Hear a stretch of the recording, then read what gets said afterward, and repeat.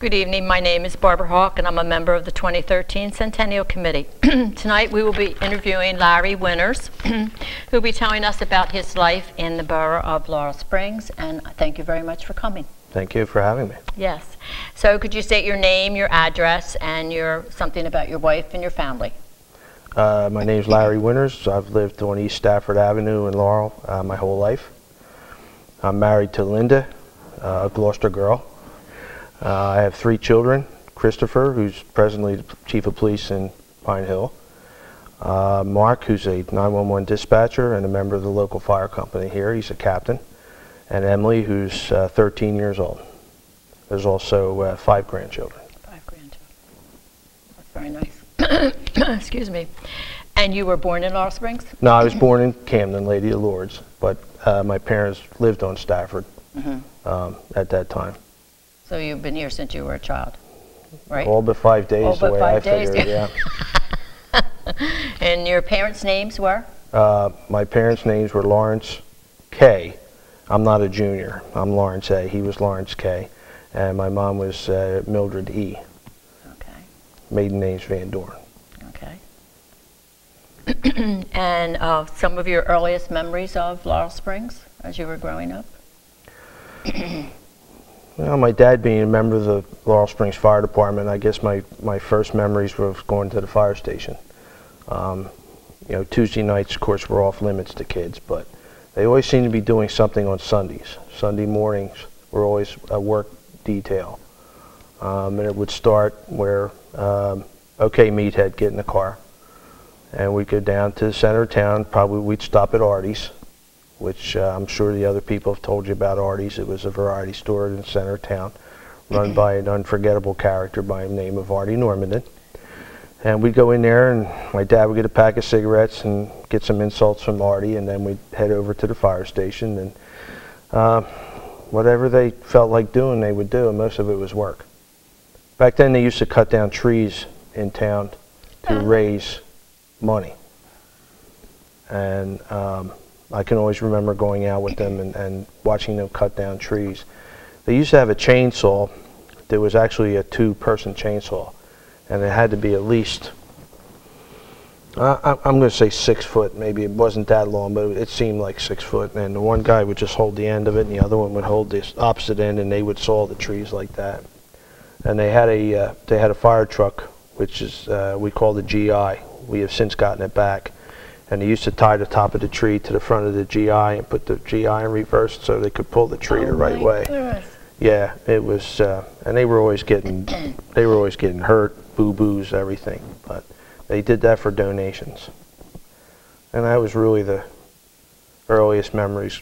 You know, hanging around the firehouse and just being with those guys, and those guys to me were gods. You know, that was, that's what I wanted to be, and that's who I, every one of them. Well, you had good examples. The chief of the fire company back then was Russell Foreman. Oh, okay. And I know you've interviewed Warren Foreman. Yeah. This would be Warren's father, and he owned the fire company. Those guys respected him. They looked up to him, and what Russ said, that was what they did. And it was a really good group. There was also a ladies' auxiliary, which was comprised of the wives, and they were very close-knit. So it was really a neat time to be around the fire station. Oh, definitely, right. Like, who were your neighbors? Well, my neighbors growing up on Stafford Avenue were Mr. and Mrs. Scherzer, which were next door. Mrs. Scherzer's maiden name was Pedano, and she grew up on Broadway. She has since moved back into the family homestead and is living there today. Really nice lady. We interviewed her too. Mr. and Mrs. Daniel, Kathleen and Charles Daniel, moved there. I guess I was about 5 years old. They own Kathy's Flower Shop on the Pike, and they've been my neighbors most of my life. Just the greatest people you ever want to meet. It was the dads on the street were always good guys. They treated you good, and you know, they were all hard workers, all of them. And how about the school, Laurel Springs School? What are your memories of Laurel Springs School and your friends and activities? Laurel Springs School was a playground for me. I was kind of a hooligan, I guess, at times. I never had trouble with studies, so I used to really, I guess I would kiss up to the teachers and get away with a lot of things, but my favorite thing to do at the school back when I was going there was to explore it. The original school building of the Laurel Springs School, there's a lot of underground passages and everything in there. It's like an old castle. And the school had a natural ventilation system that was driven by this, it was almost looked like an airplane motor, and a prop would be down in the basement in the center of the school, and it would take in air, it would exhaust air out the two grates in the front of the school that faced Stone Road. And there was vents in the rooms, and it would actually draw in the air and bring in the fresh air. So I never remember the school being that hot, but you could hear that thing kick off. Well, I used to like to go down in there and go down underneath the grates. And oh my goodness. So I got underneath the grates, and there were some girls sitting on top of the grates, and I woo-hoo-hoo. I got a couple of days off for that. I bet. But it was a great place to be. Had good teachers. I hate to pick one out because they were all good, so to make an example out of it. I guess the one that would oddly be one that I would remember was Mrs. Dokum-Wendell, Eloise Dokum-Wendell. She actually lived in Laurel Springs. She lived on Beach Avenue. Right. And she was a former service person. I believe she had either been a whack or a wave. Oh. And she was staid and very proper, but we got along very, very well up until the time we had an argument about the word borough, as in the borough of Laurel Springs. Right. By this time, my dad was working for the highway department, and the printing on the side of the truck said Borough of Laurel Springs, B-O-R-O, and there was no period there. Whoever lettered the truck didn't put a period there.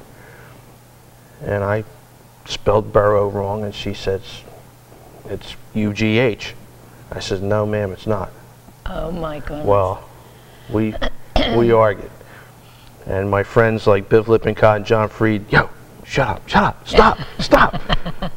And I went to the principal's office, and I told the principal, I said, well, my dad's truck says B-O-R-O, and there's no period after. And the principal was Mr. Brennan, and he said, I want to see this truck.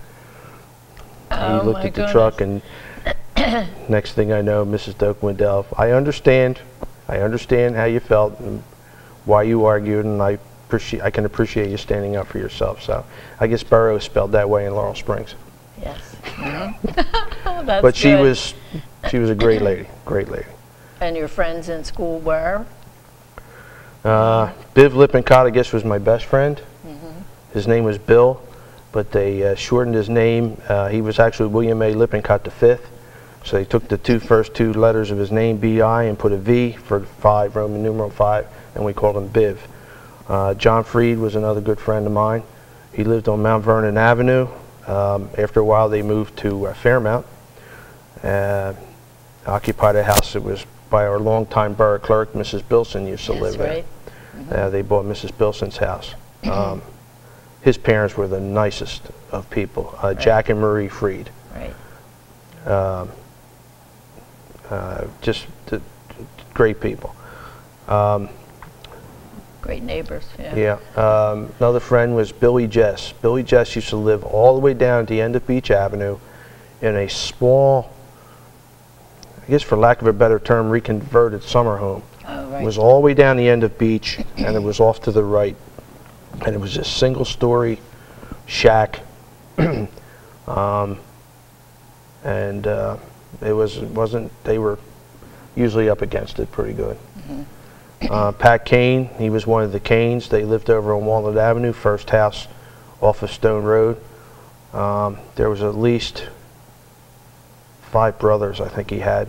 Yes. And a sister. One sister. Right. He was a friend. And And what kind of A lot of my, activities did you do? there's Yeah. quite a few of my classmates from grammar school still in town.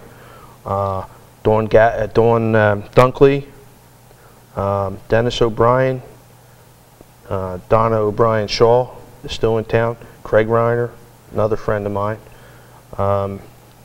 Susan Mann lives down on Park Avenue. There's still quite a few of us left here in town. Yes. I'm sure I'm leaving somebody out too, but. Right. And what kind of activities did you guys do after school and on the weekends?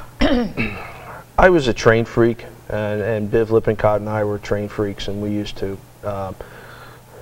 There used to be a express train that came into Lindenwold Station at 3:53 p.m. in the afternoon, and we got out of Laurel Springs at 3:30, and we would actually run all the way over just to make the train. Oh, neat. But that's, and I had a model train layout in my basement.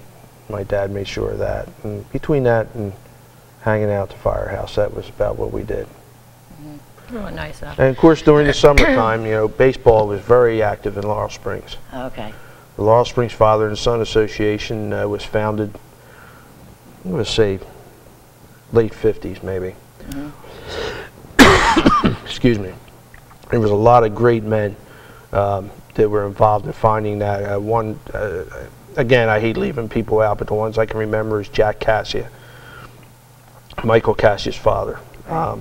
He was a big man in the Father and Son. Charlie Williams still lives at the corner of Chestnut and Trenton, involved in it. My dad was involved in it.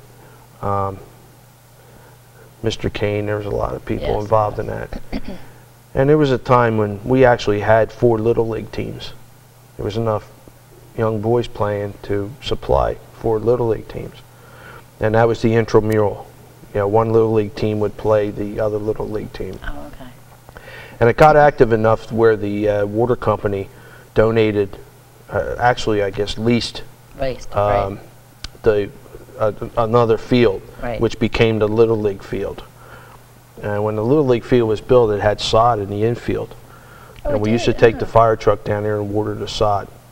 And it wasn't long before it, you know, it just was tough to maintain. Right. And the big field was over where it is now, except it faced different. It Yes. used to face Mount Vernon Avenue. Right. And there was an old house out in center field, it was called the Torpy House. Right. Mr. Torpy used to live there. My dad used to call him Judge. Now, I don't, maybe he was a magistrate at one time. Yeah, I can't remember it, right.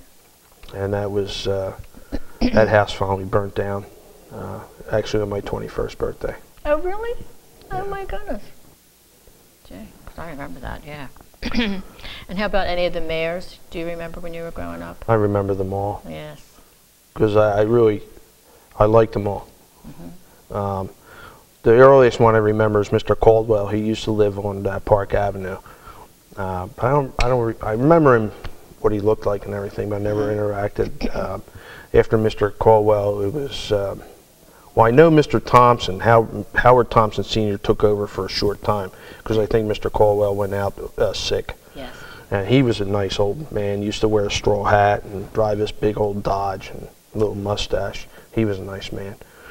After that, it was John Horn. Mr. Horn used to live on Lakeview Avenue down the end of Lindsay. And he was instrumental in getting the Laurel Springs Fire Department the 1963 fire truck, which was the first all-new fire truck that company had had in many, many years. And it was unusual because Mr. Horn was a Democrat. After Mr. Horn, it was Mr. Guy, James Guy. Right. He lived on Beach, and I just remember him being just a super, super nice man. His wife, her name was Doris, was active in the youth group in the Presbyterian Church. I went all through Sunday school in the Presbyterian Church, perfect attendance for like 9 years. And I became part of the youth group, and Mrs. Guy was the head of the youth. Yeah, and we used to call her Aunt Guy. Aunt Guy, A-U-N-T Right. Guy. And what a sweet, sweet lady. Yes. And she was the first one that introduced me to, they used to go to a nursing home, Evelyn Acres Nursing Home. And it was the first time I had ever been exposed to something like that. And I found it very uncomfortable at first until I decided to accept it, and then it helped me later on as a police officer to see how bad things can get. Right. Definitely, yeah. And what was your mom's name? My mom's name was Mildred. Mildred.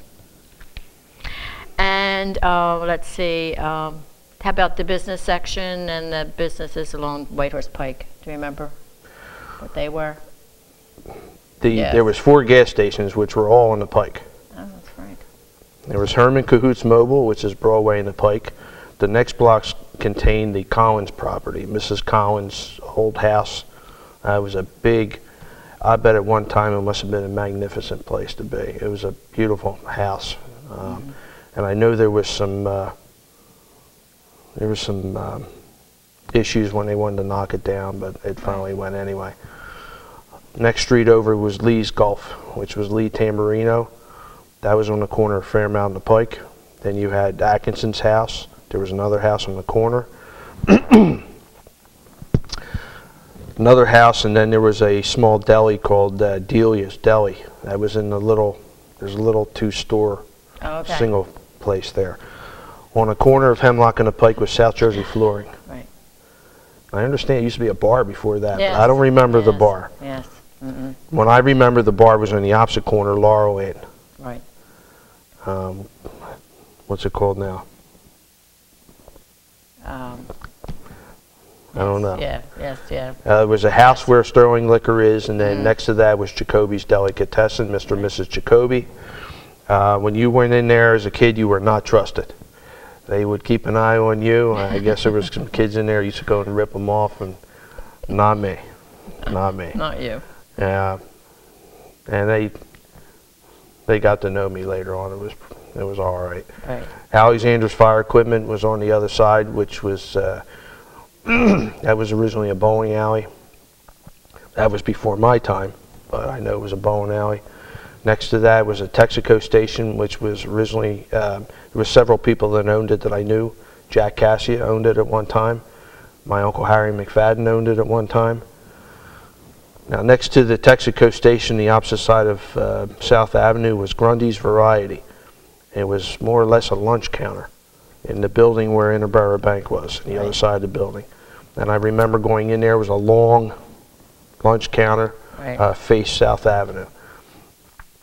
You had Interborough Bank, and there was another gas station on where the parking lot is, and that was a city service station that I remember with the 3-leaf clover. Oh, right. Yeah. So there was no stations in the gas station, which is now Tim's Auto Repair, was not there at that point. That was a barber shop. About in the center of town. Center of town, of course, the bank was on the corner.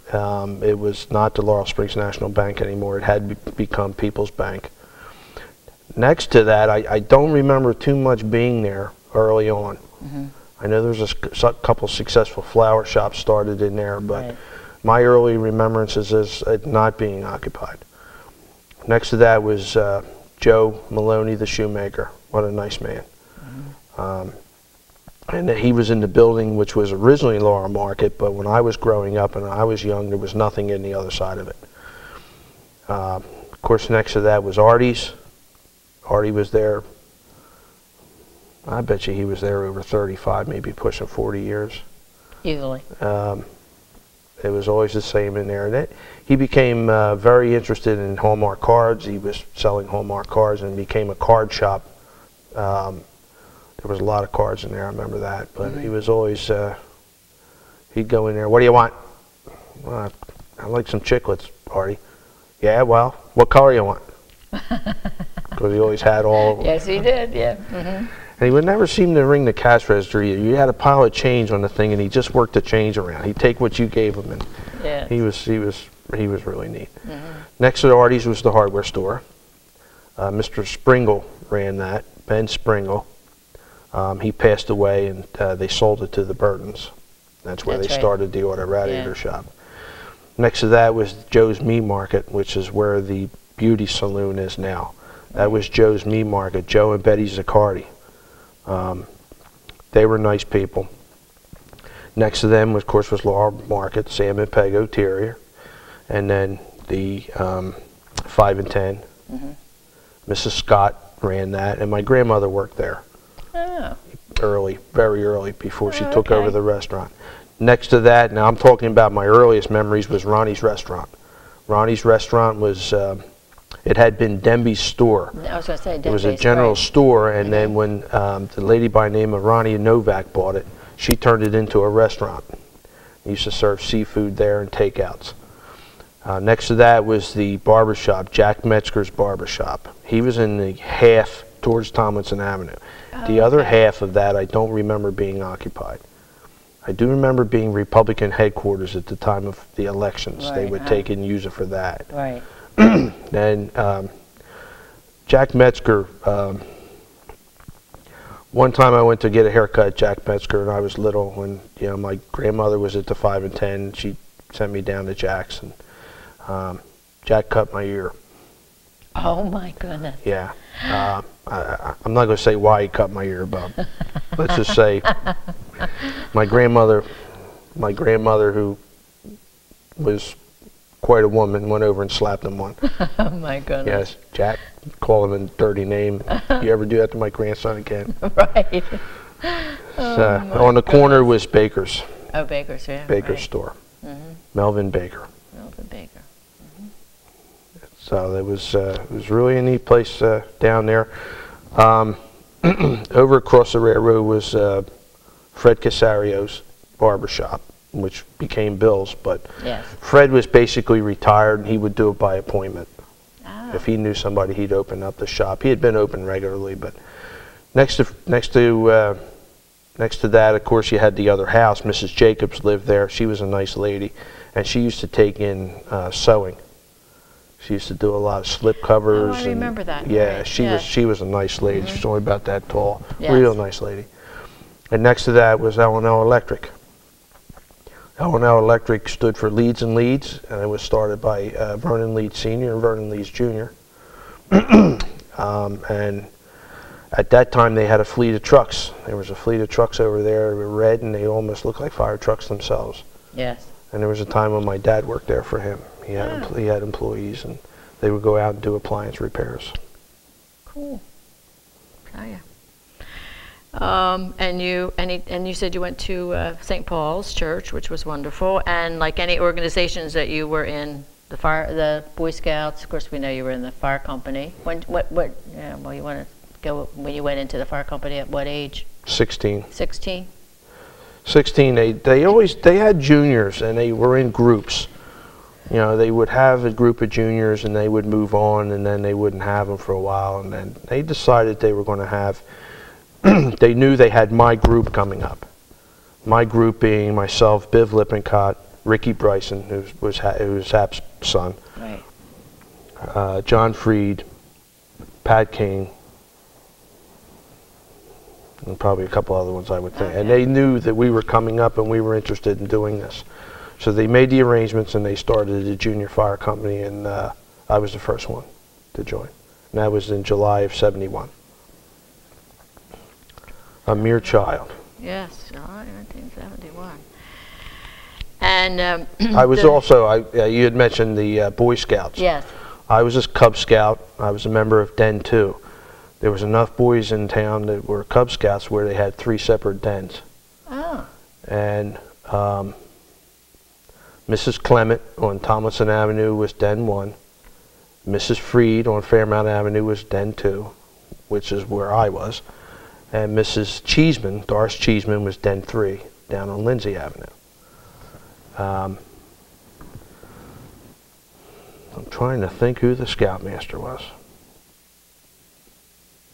I think it was Mr. Clement, but I'm not sure. Oh, okay. I know he was very active in that, though. Yeah. It may have been Mr. Clement. There was some other ones involved in it. And our PAC meetings used to be held in the community center, which was the old Bell Telephone building, which later became the Borough Hall. It wasn't. The borough had just taken it over. Oh, okay. And we used to meet on the 2nd floor. Yes. Up there at the Laurel Springs Community Center. So it came time, I did my Weeblos, and I was about ready to go in the Boy Scouts, and then I latched on to other things. So. Moved on. Moved on, I guess. And how about the 4th of July celebrations, your memories of them growing up, before you participated? Well, the first time I actually participated was the last time they had fireworks. Oh, okay. But growing up, it was the best time. It was the best day of the year.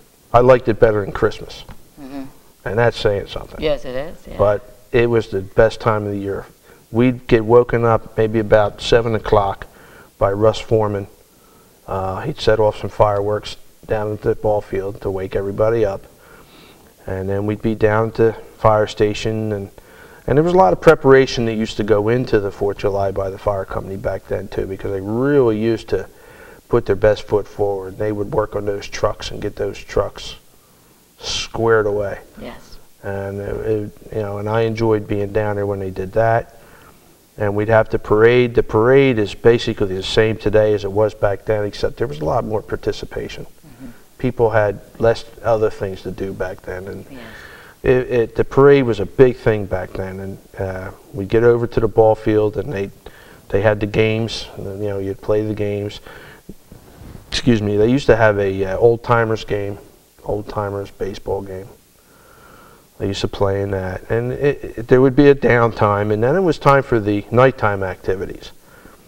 And you would go over to the ball field, and they'd have the ball field roped off, and the firemen would put up all the fireworks. They were working on that all day, and they would fire them off. And first thing, they'd have the drum and bugle corps.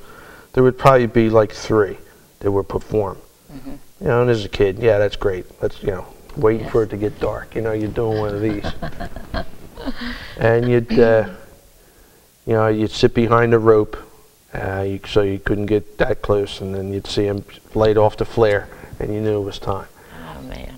And they'd light the fireworks off, and you'd see them running to get away from it. And, there was a couple times my dad came home with his pockets burned off his shirt. And, oh, my goodness. That wouldn't go over too good. The Ladies Auxiliary took full part in it. They used to sell the food. They used to set up where the refreshment building is now. Before the refreshment building was there, they would set up a place there. And back then, the fire company, without getting into fire company stuff too much, they used to have a bus, and it was the Laurel Springs Mobile Hospital, and they used to use that for first aid or whatever. Oh, okay. It was a big white bus. Gee. I vaguely remember that. Yeah, we'll get into that. Yes, right, next. To be continued, yeah. Now, I guess, do we have time? Yes, you do. Okay. Yes. I'll go into a couple I want to talk about one business in particular. Okay. Ronnie's Restaurant in 1959 burned, and there was a little boy killed up in the second floor of it, a 12-year-old boy. His name was Lloyd Castile. Mr. and Mrs. Castile had taken over Ronnie's Restaurant. After the fire, they rebuilt the building. They kept the basement, and I think they may have kept some of the walls too, but that building is presently Bella Vita Pizza. And they built it up into a little white stucco building, and they reopened as Ronnie's Restaurant. Well, I guess they really didn't want to stay after what had happened, and they decided they were going to return to Georgia, where they'd come from, and my grandmother, Van Dorn, bought the restaurant, and she renamed it the Copper Kettle. They did a lot of renovations inside. They moved the counter over to the side and bought a soda fountain, and growing up, the Copper Kettle was quite a place to be when you were a kid. That's where I learned to flip burgers. I remember flipping burgers like this. Oh my God. Because the grill was too high for me to stand, but back then, the kids got out of school at 12 o'clock for lunch. They were due back at 1 o'clock, and there was a lot of kids went to the Copper Kettle, and they would run up tabs, and the parents would come in on Friday and pay the lunch tabs. Now, if somebody didn't pay the lunch tabs, my grandmother would send my grandfather out. Now, my grandfather was one of the nicest human beings that ever walked the face of the earth, and she'd send him out to go collect the tab. You go to so-and-so's house and tell them she hasn't paid in 2 weeks. Oh, my And my goodness. grandfather would come back like this. What's the matter, Armand? I don't think they have any money. They look like they're really up against it. All right, give me the bill. and she'd rip it up and throw it away. Wonderful. Oh my goodness. And they would put, they were putting in 14-hour days, I bet. Oh, easily. So she was there about 5 years, I guess, since she was, and they also employed a lot of people from town. My mother, my Aunt Dolly, a lady by the name of Alice Jordan lived on Maple Avenue, Oh, right. very nice Eddie lady. Jordan's mom. And a wonderful little lady by the name of Minnie Conti. Oh, Aunt Minnie. Aunt Min. Aunt Min used to stand at the, they used to call it Bamboree, where they had all the fixing for the hoagies, and the window was in front of her, and you'd see about this much of her. Hi, Aunt Min. Hi, hon. You'd see the hand come up. And it was really a really pretty neat place. Yeah. Nice memories, yeah. Now, do you remember Arlene's Sweet Shop? Yes, I do. Yes, I do. That was down on Stone Road, and that was where Fire Company number 2 used to be. Right. After the when the fire company merged in 1939, they turned both of those buildings over to the borough, and the borough in turn sold them. They knocked the one down on Maple Avenue because it was not in very good condition. They sold the land, but they sold that to Mr. and Mrs. Graham, John Graham, and they operated Arlene's Sweet Shop. Yes. I remember going in there, and you could actually still see the floor where they parked the fire trucks. And they had a jukebox and all the latest. Kids were dancing, get a good milkshake in there. Right. It was really a neat place to be. Yeah, nobody's, like you and I are probably the first ones that mentioned it. Nobody's mentioned that before, Arlene's Sweet Shop, because they're the older, you know, your group would remember and mine would, yeah. My relatives were all over on the west side originally. My great-grandparents bought a house at 501 Park Avenue back in 1921, and that's where my mother was born. Okay. My Aunt Dolly was born in the building which was the Military Academy, which is now a Christian. Yeah, some kind of Christian school. Yeah, she was born there, but there was a time when my great-grandparents lived there, my grandparents lived there, an aunt lived there, an uncle lived there, and I think either one of them or both of them were married. So it came time where it was getting a little crowded. And it was decided that my mother would go live with her aunt and uncle at Beach and Stone. Their name was Allen, A-L-L-E-N. Millard Allen was a councilman in town for quite a few years. And he was married. His wife's name was Marie. We used to call her Aunt Mary. And one of the jobs they had, since they lived at Beach and Stone, they had a telephone. They would take the fire call and go over, run across the street and go ring the siren on the number 2 fire hall. Right. So my mother went to live there, and she was a little more privileged than my aunt was. My aunt stayed home, which I'm sure my aunt may have mentioned. Yes, I did hear about that, which I never knew. Yes, yes. The farms, area farms. Do you have any memories of the Just farms? Rexons. Yeah, just Rexons. Just Rexons, I guess. And the building fires they had up there after they were out of there. The farms burning. And how about Laurel Lake? What kind of memories do you have of Laurel Lake? I remember it being a mess because the town dump was down there, and Mr. Bryson, George Bryson, got involved in it, and they had what they called the Tercentenary in 1964, and he was determined to clean that thing up. And around the same time, my father became the highway department employee, and back then there was one highway department employee. That's right. And he took the tractor down there and he plowed all that stuff under, which is the big hill. I remember just sitting there watching it. Oh my goodness. Watching him do it. It took him like a week of constant work. And my father only had tolerance for certain people, and for some reason he had tolerance of Mr. Bryson. He liked Mr. Bryson. And Mr. Bryson asked him to do something, he would do it. And he worked, he was the highway, I guess he was with the highway department for about 7 years. And he was the only one. Tough to live with during leaf season. Oh, I bet. Yeah, Yeah, he was quite miserable because he'd have to go do all that by himself. Right. And back then, to pick up leaves, they had a trailer on a dump truck. Oh, is that how they did it? Okay. And he would try to back up and back and see how many leaves he can pick up. Then he had to get out of the truck and rake. Right. And it was once in a while they'd get him a helper, but not too much. Right. So he did it all himself. Plowed the streets himself. It's another memory, going out and plowing with him. Yes. Yeah. And he would chain smoke. He'd be lighting up those Luckies. Fortunately, I'm still here. Yeah. Right. Yeah. Thank the good Lord. Going over to the dump, they had a 58 Dodge dump truck that was a wreck. It just got used up, and then they went out and bought my dad a 68 GMC big green dump truck, and he thought he thought he died going to heaven. I'm sure. Yes. That was a pretty neat truck. Yeah. That was nice. Yeah. But it was time the snow came, and there'd be about 4 inches before he even decided to go down and get the truck ready. Oh, okay. And then it was time for him and I to go down and get the truck ready, and he would jack the truck up and put the chains on the wheels.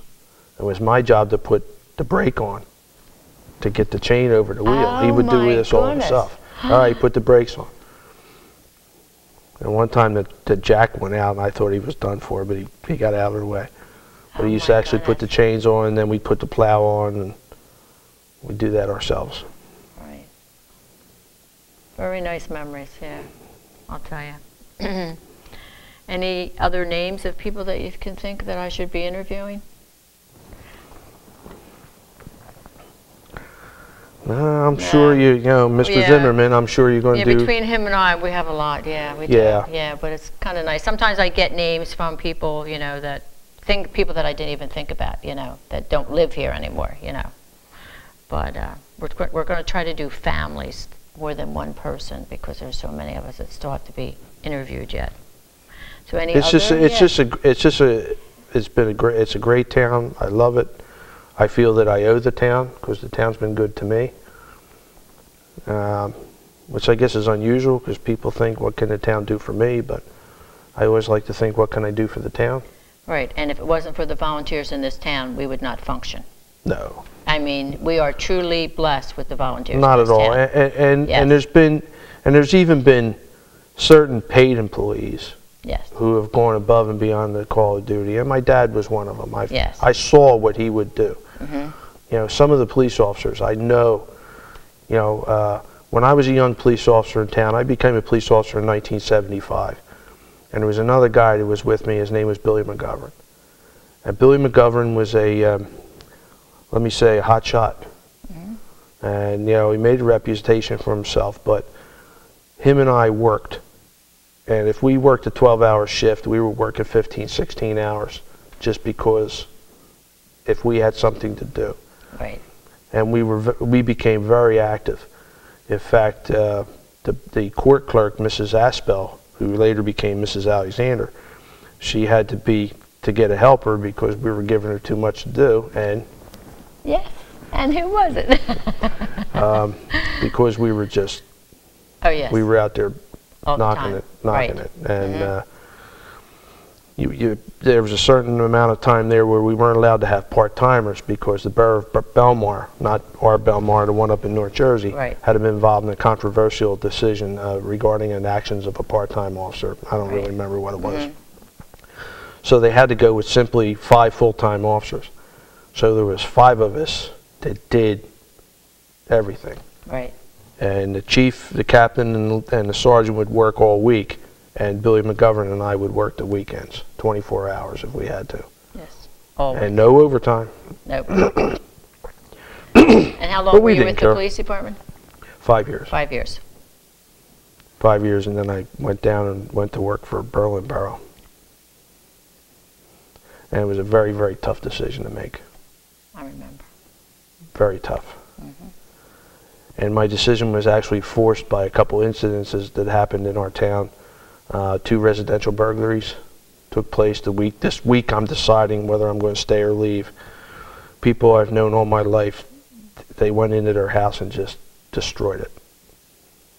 And Larry, how can you let this happen? And then I wound up doing CPR on my neighbor, unsuccessfully. There was a domestic, and the husband said, now, Larry, you've known me all your life. You know I never hit my wife. Kind of. Yeah, it was hard. I wanted to go someplace where I wasn't. Yeah, where you weren't so, because it ripped out your heart when stuff like this happened, you know, and that's what it is. You know, you knew the people so well, you know. I couldn't stand residential burglaries. Even after I went to Berlin, you know, if you have a business and the business gets burglarized, that's bad. But it's not like somebody going into your home. Right. Because that's your space. I mean, going into your dresser drawers, it makes me nauseous. Just think about it. Right. Just having your private space violated by some burglar is just. Right. I didn't like it. Yeah, well, when we had our small burglary, you just didn't feel. And my dad wasn't home, and it was just the three of us there, and it's very, very disturbing because they had every drawer in the bedrooms all a mess, you know, and it's just very disturbing. I didn't like it, and you know, one year, Billy McGovern locked up 27 drunk drivers, and I think I arrested 19. And I would have given them all back just to make one arrest on a residential burglary.